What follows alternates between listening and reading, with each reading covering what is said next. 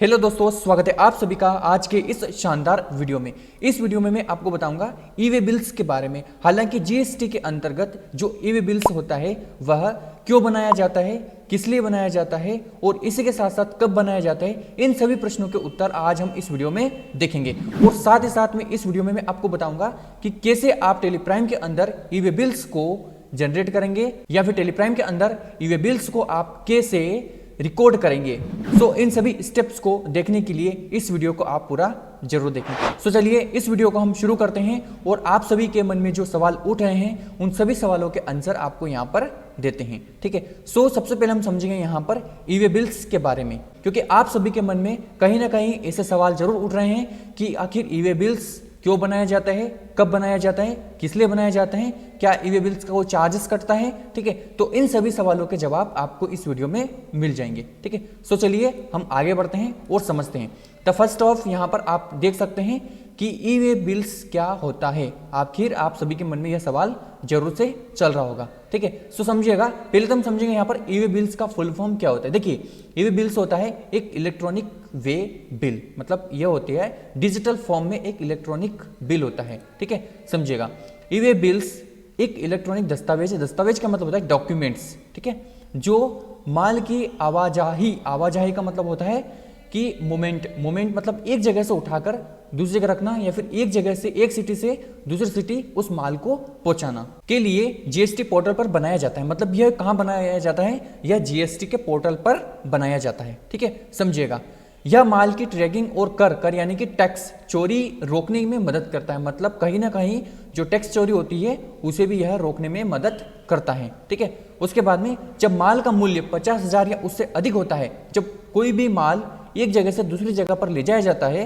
तो उस माल की जो वैल्यू है, उसका जो बिल है वह 50,000 रुपये से ऊपर होना चाहिए या उससे अधिक होता है तो ई वे बिल बनाना अनिवार्य है। मतलब यहाँ पर आपको ई वे बिल बनाना मैंडेटरी है, मतलब अनिवार्य रूप से आपको ई वे बिल बनाना होगा, ठीक है। उसके बाद में हम समझते हैं यहाँ पर इसे इलेक्ट्रॉनिक क्यों कहा जाता है। आखिर ई वे बिल तो हम हाथ से भी बना सकते हैं, आखिर इसे इलेक्ट्रॉनिक क्यों कहा जाता है, ये भी आपके मन में कहीं ना कहीं सवाल चल रहा होगा। सो इसका भी आंसर्स मैं यहाँ पर लिख के आया हूँ, समझिएगा ध्यान से, ठीक है। ई वे बिल को इलेक्ट्रॉनिक इसलिए कहा जाता है क्योंकि यह एक डिजिटल दस्तावेज है। डिजिटल यानी कि इलेक्ट्रॉनिक रूप से जो सिस्टम पर ही बनाया जा सकता है, जो इंटरनेट के माध्यम से तैयार किया जाता है। यह एक तरह का ट्रांसपोर्टेशन परमिट होता है। मतलब एक प्रकार से देखें तो यह परमिट का काम भी करता है, ठीक है, जिसे माल परिवहन के लिए जरूरी होता है। मतलब एक प्रकार से तो जब भी माल एक जगह से दूसरी जगह ले जाया जाता है तो ई वे बिल्स बनाना जरूरी है, जब माल की वैल्यू 50,000 रुपये से ऊपर होती है, ठीक है। सो इसे आप ध्यान से समझिएगा।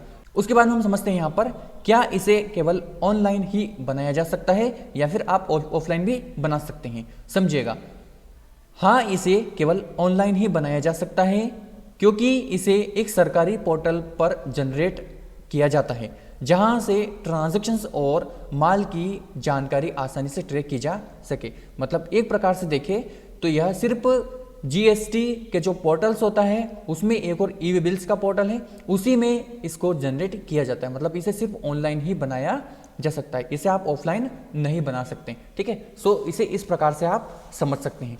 चलिए अब हम आगे समझते हैं। इसकी वेबसाइट भी आप यहाँ पर देख सकते हैं कि ई वे बिल्स की जो वेबसाइट होती है वह इस प्रकार से दिखाई देती है, जहां पर गुड्स एंड सर्विसेज टैक्स यानी कि जीएसटी के अंतर्गत इसे बनाया जाता है। चलिए आगे समझते हैं। अब देखिए यहाँ पर क्या ई वे बिल सिर्फ भारत में ही लागू हैं। सभी के मन में सवाल चल रहा होगा कि क्या ई वे बिल भारत में ही लागू है या फिर और कहीं पर भी हैं। समझिएगा, ई वे बिल सिर्फ भारत में लागू हैं। यह भारत सरकार द्वारा बनाई गई एक व्यवस्था है जिसका उपयोग माल की ढुलाई का मतलब होता है कि जब माल को हम एक जगह से दूसरी जगह पर ले जाते हैं तो उसके दौरान टैक्स से जुड़ी जानकारी को सही तरीके से ट्रैक करने के लिए इसका उपयोग किया जाता है। मतलब एक प्रकार से देखें तो जो ई वे बिल होता है यह सिर्फ भारत के लिए ही लागू होता है, मतलब बाहर की कंट्रीज के लिए यह लागू नहीं होता है। ई वे बिल बनाना जरूरी क्यों है। आपके मन में सवाल चल रहा होगा कि क्या ई वे बिल बनाना जरूरी क्यों है भाई साहब, हम ऐसे भी माल ले जा सकते हैं। चलिए इसका भी समझिएगा ध्यान से। ई वे बिल बनाना जरूरी है क्योंकि यह माल की सही और कानूनी आवाजाही यानी कि मोमेंट सुनिश्चित करता है, मतलब यह सुनिश्चित करता है, मेक श्योर करता है कि आपका जो माल है वह कितनी क्वांटिटी में है, क्या माल है, ठीक है, क्या प्राइस है, टोटल वैल्यूज क्या है, ठीक है, तो यह उसको सुनिश्चित करता है। और कर चोरी यानी कि टैक्स चोरी को भी रोकने में मदद करता है। मतलब एक प्रकार से देखें तो यह जो टैक्स चोरी होती है उसे भी रोकने में यह मदद करता है। कहीं ना कहीं यह एक अच्छा बेनिफिट है इसका। चलिए आगे समझिएगा। इसी में यह व्यापार में पारदर्शिता लाता है, ट्रांसपेरेंसी लाता है, ठीक है, और जुर्माने या कानूनी परेशानी से बचाता है। मतलब कुछ भी ऐसे आपका माल जब जब्त होता है या फिर आपका माल किसी कारणवश पकड़ा जाता है तो ये वहाँ पर बचाव भी करता है, ठीक है, आपके माल को जब्त होने से बचाता है। तो ये भी एक प्रकार से इसका देखें अपन तो यह इम्पोर्टेंट है। चलिए आगे समझते हैं। इसी में यह दिखाता है कि माल सही तरीके से भेजा जा रहा है और व्यापार कानूनी है, मतलब जीएसटी के अंतर्गत रजिस्टर हैं, ठीक है, तो यह भी दिखाता है। इसके बिना माल पकड़े जाने पर जुर्माना और परेशानी हो सकती है। मतलब अगर ये नहीं है आपके पास में तो माल जब्त होने और परेशानी भी हो सकती है, माल भी जब्त हो सकता है, ठीक है, चाहे वो कुछ भी माल हो। यदि और भी आपके मन में कहीं ना कहीं सवाल चल रहे हों तो आप कमेंट बॉक्स में बता ही सकते हैं, वहाँ तो मैं आपके सभी सवालों के जवाब देता ही हूँ, ठीक है।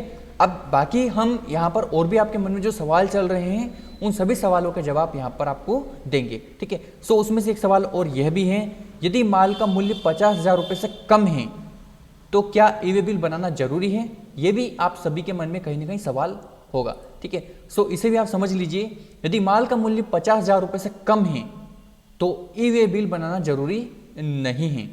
लेकिन कुछ मामलों में जैसे इंटर स्टेट माल भेजना या विशेष वस्तुओं ले जाना तो इस पर ई वे बिल बनाना जरूरी है। मतलब इंटर स्टेट एक राज्य से दूसरे राज्य तक आप जब माल भेजते हैं तो वहां पर आपको ई वे बिल्स बनाना जरूरी होता है, ठीक है। लेकिन कुछ विशेष वस्तुएं पर, विशेष का मतलब होता है कुछ ऐसी वस्तुएं जो एक प्रकार से देखें तो जैसे कि शराब हो गई, तंबाकू हो गया, पान मसाला हो गया, या फिर कुछ ऐसी हाथ से बनी हुई वस्तुएं हो गई, ठीक है। सो ऐसी वस्तुओं के लिए आपको ई वे बिल बनाना कहीं ना कहीं जरूरी है, ठीक है। उसके बाद में हम समझते हैं ई वे बिल की लिमिट। क्या इसकी कोई लिमिट होती है? समझिएगा, जब माल का मूल्य 50,000 रुपये या उससे अधिक हो तो ई वे बिल बनाना जरूरी है, ये इसकी लिमिटेशंस हैं। उसके बाद में कब बनाया जाता है?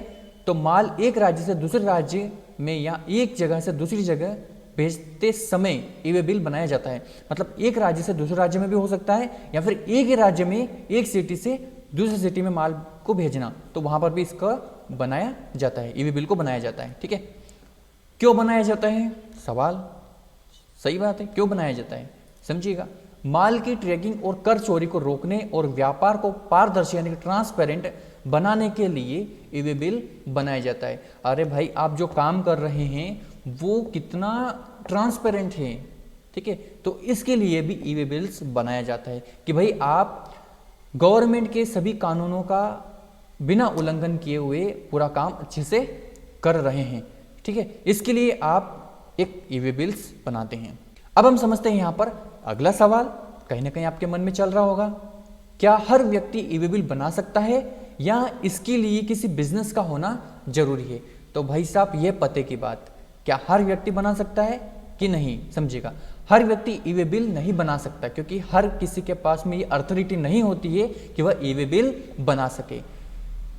इसे बनाने के लिए जीएसटी में रजिस्ट्रेशंस और किसी व्यापार का होना जरूरी है। अगर आपके पास में जीएसटी का रजिस्ट्रेशन है तो आप ई वे बिल बना सकते हैं, अगर नहीं है तो नहीं बना सकते हैं क्योंकि यह ई वे बिल्स जीएसटी के अंतर्गत ही आता है। इसे बनाने के लिए आपको जीएसटी का रजिस्ट्रेशन होना जरूरी है, ठीक है।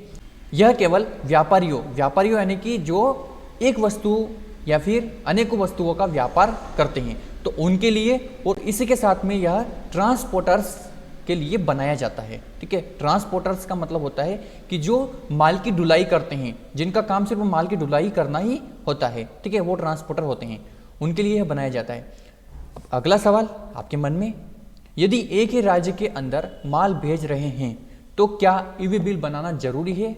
एक राज्य की बात हो रही है, मतलब कि मैं जब मध्य प्रदेश में रहता हूं तो मध्य प्रदेश के अंदर किसी मध्य प्रदेश के ही एक और सिटी में, यूं कह सकते हैं अपन के राज्य के अंदर ही, तो क्या जरूरी है? यदि एक ही राज्य के अंदर माल भेज रहे हैं और उसका मूल्य कितना है 50,000 या उससे अधिक हैं तो ई वे बिल बनाना जरूरी है।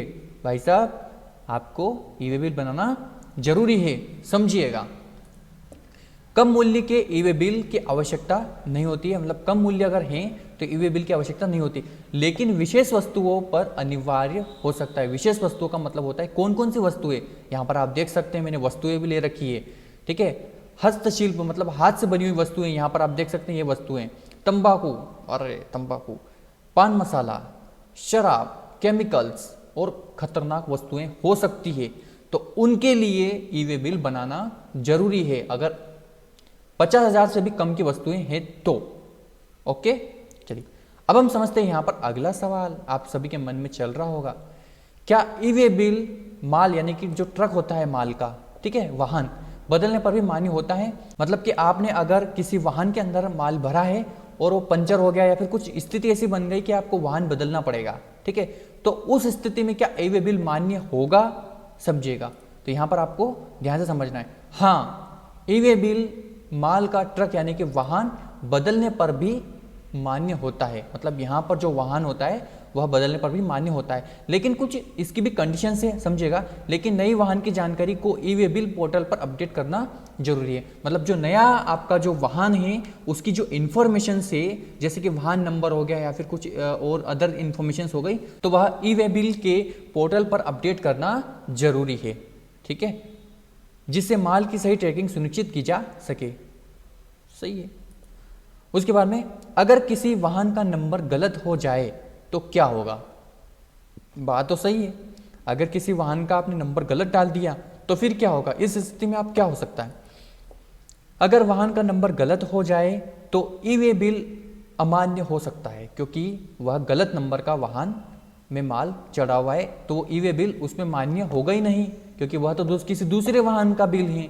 इस स्थिति में पोर्टल पर सही वाहन नंबर अपडेट करना जरूरी है, और सुधार के बिना माल की आवाजाही यानी कि मूवमेंट में परेशानी हो सकती है। एक प्रकार से देखें तो आपका जो बिल है उस बिल के अंदर सही प्रकार से वाहन नंबर यानी कि व्हीकल नंबर होना चाहिए। अगर गलत है तो उसे तुरंत जाकर आप अपडेट कर सकते हैं, क्योंकि वहां पर अपडेट हो जाता है, ठीक है। वो भी मैं आपको आगे बता दूंगा कि कैसे क्या करना है। चलिए आगे बढ़ते हैं। अगले प्रश्न आप सभी के मन में चल रहा होगा, ई वे बिल जनरेट करने के लिए कौन सी जानकारी होना जरूरी है, मतलब कौन कौन सी ऐसी इंफॉर्मेशन होना चाहिए जिससे हम ई वे बिल जनरेट कर सकें। तो यहाँ पर मैंने कुछ इंफॉर्मेशन ले रखी है, जैसे कि माल भेजने और प्राप्त करने वाले का जीएसटी नंबर, जिसको हम माल भेजते हैं उसके जीएसटी नंबर होने चाहिए, और जो माल भेज रहा है उसके भी जीएसटी नंबर होना चाहिए। माल का विवरण, जैसे कि कितनी मात्रा में माल है, क्या माल है, कितनी क्वांटिटी है, वो सब माल का विवरण हो गया। ट्रांसपोर्टर का विवरण, मतलब किस के जरिए आप वाहन भेज रहे हैं। अब देखिए यहाँ पर आप दो तरीके से माल को भेजते हैं, एक तो लोकल, एक ट्रांसपोर्टर। लोकल यानी कि आप खुद के वाहन भी भेज सकते हैं, या फिर जैसे कि बस हो गई, टैक्सी हो गई, या फिर उसके अलावा हम कह सकते हैं कि ट्रेन हो गई, या फिर किसी भी प्रकार से आप माल को भेजते हैं, ठीक है, तो वो हो गया लोकल। और एक होता है ट्रांसपोर्टर। ट्रांसपोर्टर यानी कि जिसके जरिए आप माल को भेजते हैं, ठीक है। उसके बाद में माल की आवाजाही का स्थान, मतलब कहाँ से माल उठा है और कहाँ पर जा रहा है, एज ए डेस्टिनेशन बोल सकते हैं हम, या फिर यूँ कह सकते हैं कि as a area code. Area code भी हो सकता है, जो माल को हम एक जगह से दूसरी जगह पर पहुँचाते हैं, कहाँ से और कहाँ तक का जा रहा है माल। उसके बाद में अगला सवाल आप सभी के मन में, क्या ई वे बिल जनरेट करने के लिए कोई शुल्क देना पड़ता है? भाई साहब आपने ऑलरेडी जीएसटी रजिस्ट्रेशन ले रखा है, तो आपको शुल्क क्यों देना पड़ेगा? समझिएगा, नहीं, ई वे बिल जनरेट करने के लिए कोई शुल्क नहीं देना पड़ता है। यह सरकार द्वारा मुफ्त में उपलब्ध सेवा है, मतलब इसका कोई भी चार्जेस नहीं लगता है। लेकिन ट्रांसपोर्ट या माल की ढुलाई के लिए अलग से खर्च हो सकता है, वो तो निश्चित बात है। अगर आप कहीं पे माल पहुंचाते हैं तो उस माल का आवाजाही का जो खर्चा है वो तो होगा, ठीक है, क्योंकि माल आपका है तो खर्चा भी आपको करना पड़ेगा, ठीक है। तो ये कुछ सवाल थे आपके, बाकी एक सवाल और है और इसके बाद एक दो सवाल और होंगे, वो भी समझ लो। फिर मैं आपको बताऊंगा कि इसे पोर्टल पर कैसे अपडेट करना है या फिर पोर्टल पर कैसे रजिस्टर करना है, जनरेट करना है। उसके बाद में टेली प्राइम के अंदर तो मैं बताऊंगा ही सही, ठीक है, वहां तो मैं हूँ ही सही। ई वे बिल की वैलिडिटी कैसे तय होती है, यह कब तक वैलिड हैं, मतलब एक वैधता हमें यहाँ पर बतानी होगी या फिर इसको समझना होगा। ई वे बिल की वैधता माल की यात्रा की दूरी तय पर निर्भर होती है, मतलब कि जो दूरी होती है उस पर यह निर्भर करती है। अगर माल की दूरी 200 किलोमीटर है, 200 किलोमीटर है तो ई वे बिल एक दिन के लिए वैलिड होता है, मतलब जो ई वे बिल होता है वह सिर्फ एक दिन के लिए वैलिड होता है। अगर माल 200 किलोमीटर के दायरे में है तो, दूरी है तो, ठीक है। अगर दूरी 200 किलोमीटर से ज़्यादा है तो हर अगले 200 किलोमीटर के लिए एक दिन अतिरिक्त मिलता है। कहने का मतलब ये है कि अगर 200 किलोमीटर तक का एक दिन का वैलिड है तो 400 किलोमीटर का 2 दिन का है, अगर 400 से ऊपर हुआ तो 3 दिन का है। तो यहाँ पर आप समझ सकते हैं क्योंकि ये 450 है, ठीक है, तो एक दिन और बढ़ गया ऊपर, ठीक है। तो अगर दूरी 450 किलोमीटर है तो ई वे बिल 3 दिन तक वैध होगा, 3 दिन तक वैलिड होगा, ठीक है। उसके बाद में आपको उसको अपडेट करना होगा या फिर उसको रीजनरेट करना होगा, ठीक है, या फिर उसको आप जो भी है पोर्टल के ऊपर आपको इन्फॉर्मेशन मिल जाएगी। उसके बाद में अगला सवाल आप सभी के मन में चल रहा होगा, यदि ई वे बिल की वैलिडिटी खत्म हो जाए तो क्या होगा, क्या हमारे ऊपर पेनल्टी होगी या फिर क्या होगा, समझिएगा इसको भी। देखिए रो रहा है बेचारा, है ना, रो रहा है, चलो ठीक है कोई ना, इसको चुप करा देंगे हम। माल की आवाजाही अवैध मानी जाएगी क्योंकि माल अनलीगल रूप से एक जगह से दूसरी जगह पर पहुंचाया जा रहा है। उसके बाद में आपको जुर्माना या माल जब्त होने का खतरा हो सकता है। भाई ध्यान से हमेशा बिल की वैलिडिटी चेक करके ही चलना घर से। वैधता खत्म होने से पहले ई वे बिल को रिन्यू करना जरूरी है। रिन्यू मतलब आपको इसको वापस से रिन्यू करना जरूरी होता है। समय पर रिन्यू करें ताकि परेशानी न हो, ठीक है। तो मैंने आपको यहाँ पर दोनों चीज़ें बता दी हैं। वैलिडिटी खत्म होने से पहले रिन्यू करा लीजिएगा। उसके बाद में क्या वैलिडिटी को बढ़ाया जा सकता है? ऑफकोर्सली, क्यों नहीं बढ़ाया जा सकता। ई वे बिल की वैधता को बढ़ाया जा सकता है।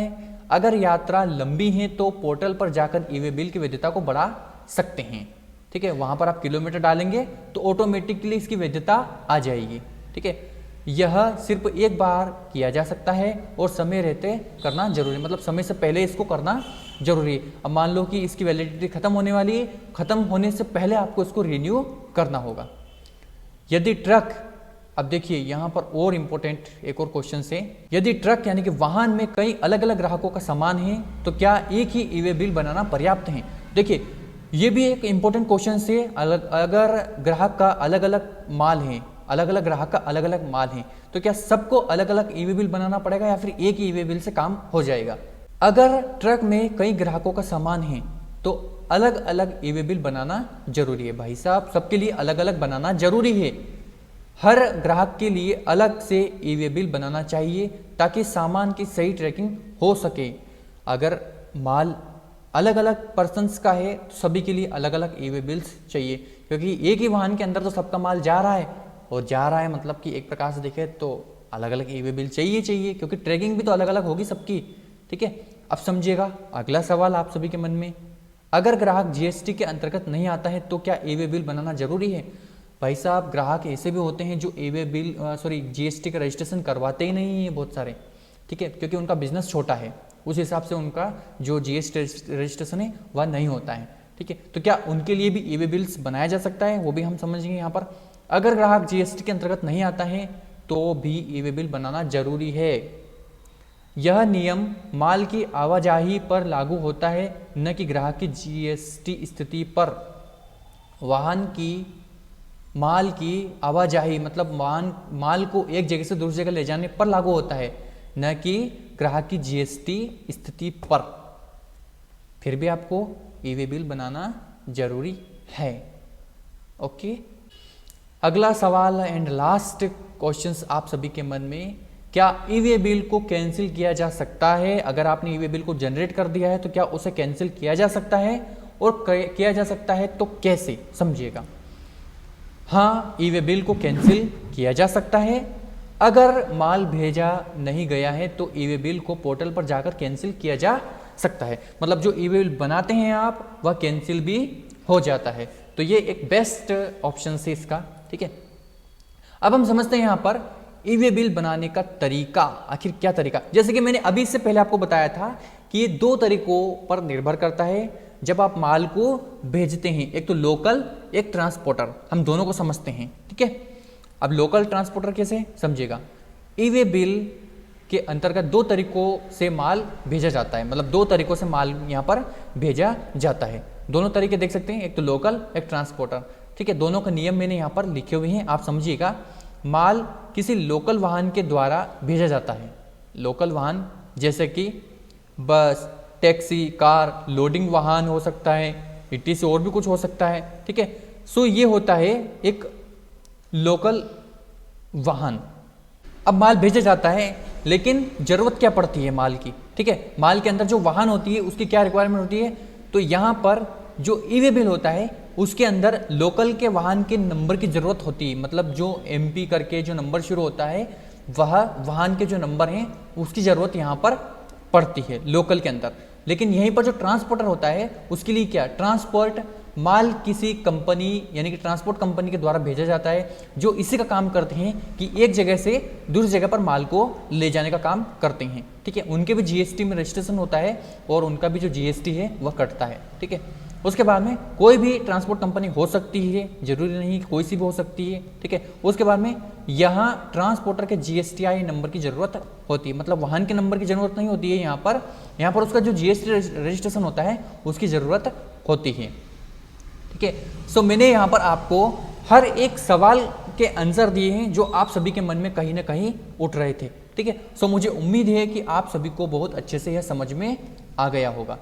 सो दोस्तों, आज की वीडियो में बस इतना ही। मिलते हैं एक और शानदार वीडियो में। उस वीडियो के अंदर मैं आपको टेलीप्राइम के अंदर कैसे ई वे बिल बनाना है यह सिखाऊंगा। सो इसके लिए आप हमारे इस चैनल को सब्सक्राइब जरूर कर लीजिएगा। तो मिलते हैं एक और शानदार वीडियो में। जब तक के लिए सीखते रहिए और खुश रहिए।